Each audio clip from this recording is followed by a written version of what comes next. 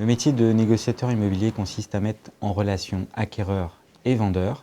Nous sommes implantés ici depuis 50 ans. Je suis la 3e génération. Le parcours pour arriver à cette profession, un bac général, suivi par une fac d'éco par exemple, sachant qu'ensuite la meilleure des formations, c'est l'expérience. La journée type, on va préparer des mailings aux résidents à la recherche de logements à la vente. Ensuite, on va avoir toute une partie administrative qui consiste à la rédaction des mandats de vente pour être dépositaire de la vente du bien, de la réalisation des supports publicitaires. Il y a également une permanence pour renseigner la clientèle qui appelle sur différents biens. Et puis, il y a toute une partie en extérieur consacrée aux visites, donc les visites d'estimation et les visites commerciales avec les acquéreurs pour promouvoir les ventes. Ensuite, on a un logement à usage d'habitation.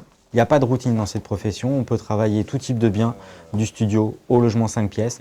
On peut travailler avec des professionnels, avec des particuliers, on peut travailler des terrains bâtis. Et donc on rentre de ce côté par la résidence. Vous rentrez ici. Notre atout, c'est la liberté au niveau des horaires. Les moins de la profession, c'est chaque année on repart de zéro. Donc on a un objectif à réaliser et on peut vite perdre patience et s'inquiéter de ne pas avancer suffisamment sur l'objectif annuel qu'on s'est fixé. Il faut vraiment s'imposer une rigueur dans son travail, partie agence, partie administrative, partie extérieure. Les revenus d'un négociateur dépendent de ses performances en termes de chiffre d'affaires. Donc les employeurs fixent systématiquement des objectifs aux négociateurs, à eux de les réaliser par leur performance. Il faut compter un pourcentage de 20 à 30% sur les honoraires hors taxes appliqués sur une vente.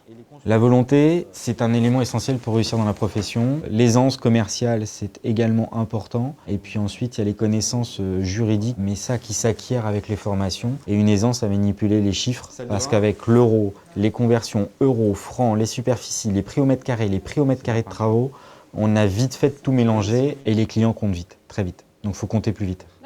L'évolution pour un négociateur peut consister à devenir responsable d'un secteur, il peut devenir chef d'équipe, c'est-à-dire responsable d'une enseigne qui a plusieurs agences, et ensuite il peut devenir directeur des ventes d'un regroupement d'agences sur un secteur, devenir marchand de biens, devenir constructeur. Les évolutions sont multiples. 11h samedi.